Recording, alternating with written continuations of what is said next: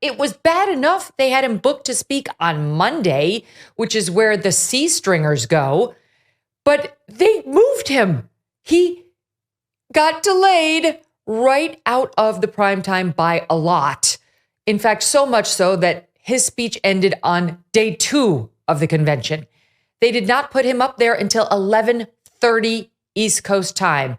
I guess they don't care if the people in Georgia hear him, the people in North Carolina hear him, the people in New York and DC who drive the news cycles hear him. Okay, fine. It's your party. It's not to mention it was way past the guy's preferred bedtime.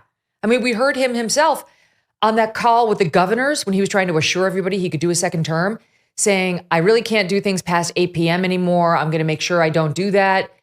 And what do? They book him to start at 10 and they don't let him start speaking until 11:30. Instead, we heard a long list of no names get up there trying to make their own.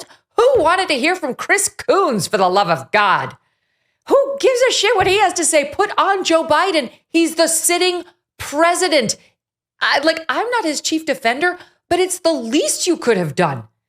Just to pay the guy his respect for a lifetime of service to the Democrat Party. But no, they needed to put the final treads on Joe Biden's back. That's amazing. He got up there. There wasn't exactly a passing of the torch. He did say some nice things about Kamala. His proudest thing was to make her his vice president, and that, he saved democracy. She's going to preserve it. But the speech was mostly focused on his own lengthy political career. It was his swan song moment. And for most of it, he was shouting at us as Dark Brandon returned. There's the Bruce Wayne and then the Batman character.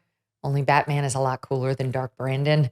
Well, the darker version of Joe Biden was there for virtually the entire time, railing against former President Trump and doing so with over and over and over again, lies that have been debunked.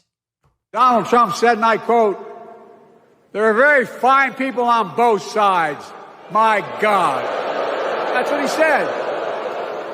That is what he said and what he meant. Oh, from his own chief of staff, the 4-star General John Kelly, that Trump, when in Europe, would not go to the grave sites in France. The brave service members who gave their lives to this country. He called them suckers and losers. Who in the hell does he think he is? Who does he think he is? He's promising a bloodbath if he loses, in his words. I mean, literally none of that is true. All of it is out of context. Find people on both sides. I mean, how many times does that need to be debunked? Including by Snopes, which is the Democrats' favorite fact-checking machine. He keeps telling, he doesn't give a shit. The alternate realities, according to Joe Biden. Where are all the excited fact-checkers?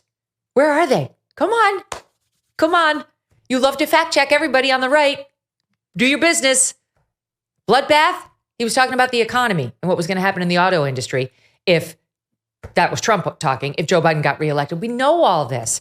Dictator on day one was said jokingly, laughingly to Sean Hannity on camera about what he would do at the border. Kind of like what Joe Biden did with all of his executive orders undoing Trump's border policy. This is so ridiculous. Okay. Despite evidence to the contrary, Joe Biden did want you to know he's really not angry about what was done to him at all. It's been the honor of my lifetime to serve as your president. I love the job, but I love my country more. I love my country more. And all this talk about how I'm angry at all those people who said I should step down, that's not true.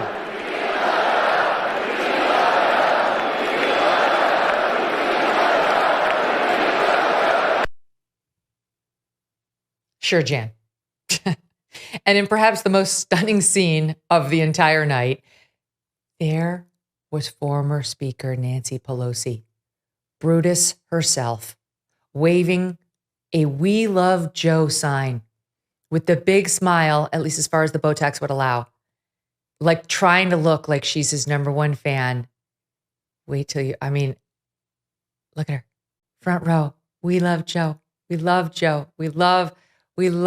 It's like something out of a horror movie where the person's like, we love you, as they stick the knife in and turn it, and you're dying. And she's like, we love you, but I love you. That's really what happened there. It was, the whole humiliation made me uncomfortable. I got to be honest.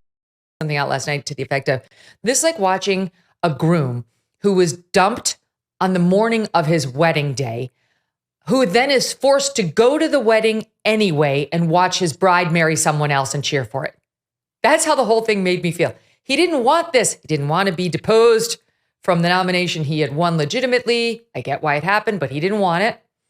He had to show up. He had to say nice things about Kamala. He did that, but they kept Grandpa in a green room for hours, 81 years old, well past Matlock, tapioca time, and then forced him to go out there at 11:30 East Coast time, which is his time. He lives in DC and Delaware, and do this speech. No wonder he was angry. President Biden now begins a week-long tour to support Kamala Harris. No. He's being shipped off on vacation. Vacation from what? He's literally been sitting in Rehoboth, Delaware for weeks doing nothing. We read you the Real Clear Politics rundown of his schedule in August. He's been doing nothing every day. President Biden's schedule, nothing. Like one phone call, one ceremonial appearance. So now he needs a vacation from all that. Who is president?